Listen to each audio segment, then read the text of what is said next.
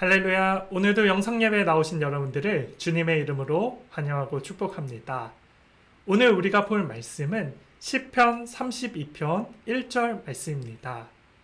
시편 32편 1절 말씀 제가 읽어드리겠습니다. 허물의 사함을 받고 자신의 죄가 가리어진 자는 복이 있도다. 아멘. 오늘 시편 32편의 말씀을 보니까요, 다윗의 마스길이라고 부르고 있습니다. 마스길이라고 하는 것은 쉽게 말하면 깨달음입니다. 그러니 오늘 말씀은 다윗의 깨달음, 이렇게도 불리기도 합니다.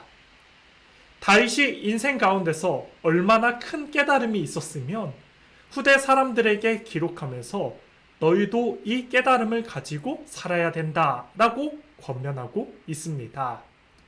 저와 여러분이 오늘 말씀을 통해서 다윗의 마스길이 아니라 여러분들의 이름의 마스길이 되어서 인생의 삶의 지혜를 만나시고 또 주님을 생각하고 주님을 만나시는 오늘 예배가 되기를 바라겠습니다.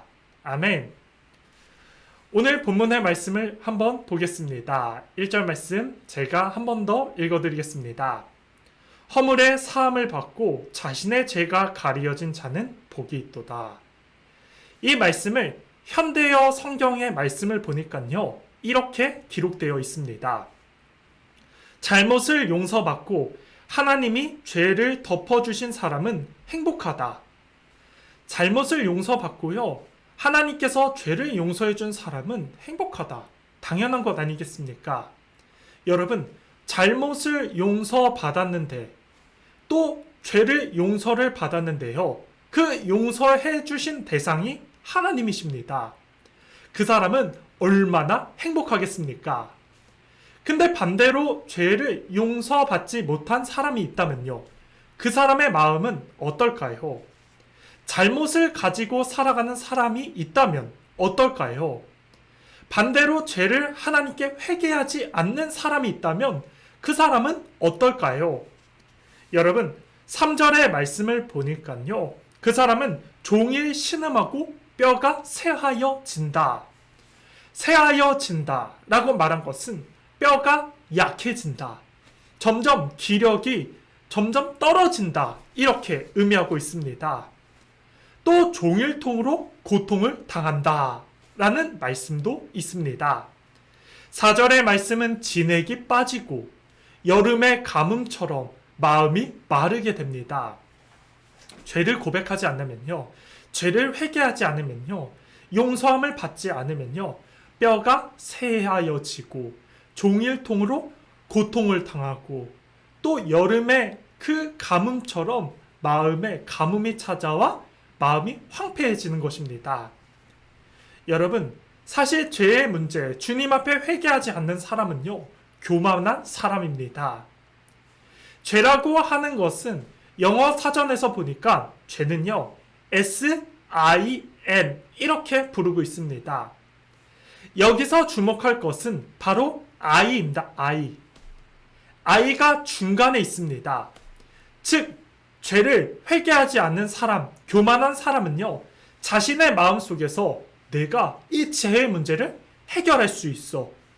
하나님 없이 그냥 시간이 지나면 이 문제가 해결될 것이야 라는 마음을 갖고 교만한 모습으로 살아가는 사람은요, 절대로 회개하지 않고 그 마음의 죄를 품고 살아가게 됩니다. 그러기에 종일토록 신음하고 그러기에 어려움을 겪고 하나님을 의지하지 않기 때문에 하나님과의 관계가 어려워지고 자신이 죄를 품고 살기 때문에 자신의 문제도 어려움이 찾아오고 다른 사람과 관계 속에서도 어려움이 찾아올 수밖에 없는 것입니다. 그러나 반대로요, 하나님을 의지하고 주를 의지하며 내 죄를 주 앞에 자복하는 사람들은요, 회개하는 사람들은 어떨까요? 5절 말씀의 끝에 보니까요, 이렇게 기록합니다. 곧 주께서 내 죄악을 사하셨습니다. 곧 주께서 내 죄악을 사하셨습니다. 셀라, 할렐루야. 주님께서 내 모든 문제를 사하여 주시고 용서해 주셨습니다. 여러분, 주님께서 용서하셨습니다. 다시 내 마음 가운데 용서해 주셨습니다. 주님을 철저하게 의지했더니 주님께서 내 모든 죄를 용서해 주셨습니다. 이후의 내용은요, 주님이 그 인생을 책임져 주십니다. 여러분, 죄의 문제를 끙끙 앓지 마시고요, 주님 앞에 나아가 죄를 자복하고 회개하시는 여러분의 삶이 되기를 바라겠습니다. 회개하면 주님께서 용서해 주십니다.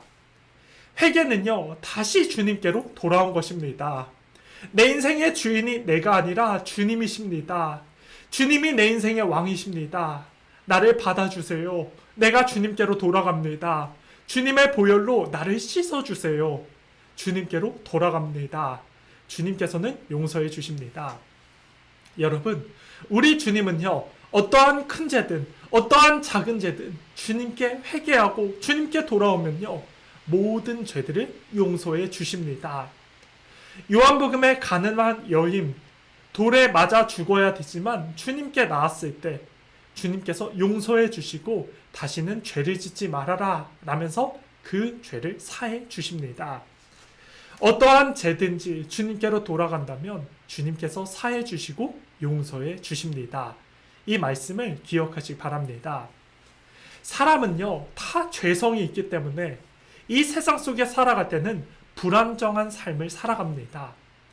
그래서 죄를 안 짓는 사람은 사실 없습니다.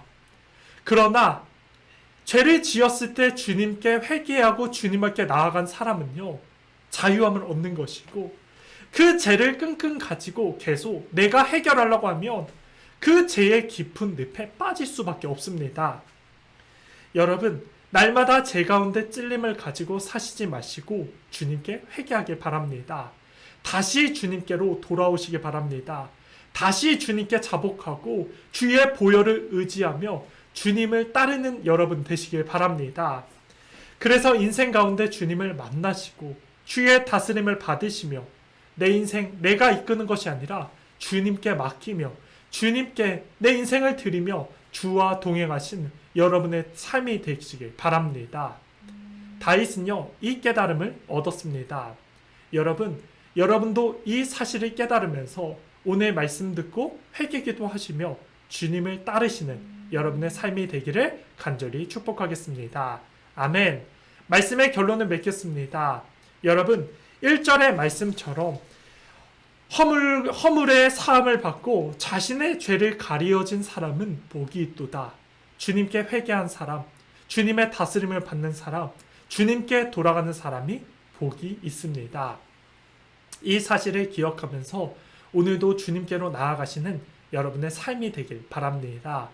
그리고 죄를 담아두지 마시고 주님 앞에 철저히 회개하시면서 주님을 따르는 삶, 주님을 기억하는 삶, 주님을 내 인생의 왕되심을 모시며 살아가는 저와 여러분이 되시고 오늘 하루 주 앞에 주와 동행하며 예수님 안에 복된 삶 사시는 저와 여러분의 삶이 되기를 예수님의 이름으로 축복하겠습니다.